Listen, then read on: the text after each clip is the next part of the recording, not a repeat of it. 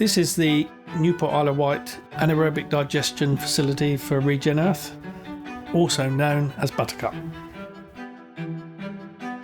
We call it Buttercup because anaerobic digestion plants are basically big cows. And we've got two stomachs here, two digesters. You put feedstock in one end and gas and cow pads come out the other end. Well, Buttercup's quite hungry. We feed her 70 tonne a day. She prefers maize. 50 tonne of maize a day we feed, 10 tonne of grass, 10 tonne of whole crop.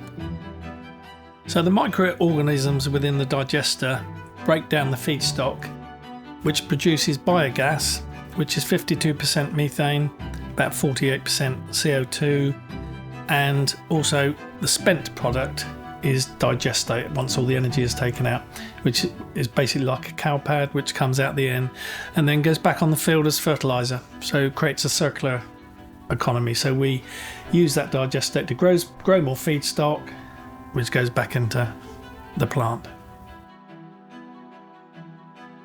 Well, 10,000 megawatt hours is our annual generation to the grid, and then the average home in the UK uses about 2.7 megawatt hours a year.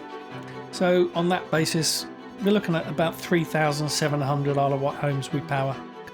That equates to roughly 2,000 tonne of carbon saved. Biogas is 48% CO2, so you may say to me, well, hang on a minute, how is that ecologically friendly?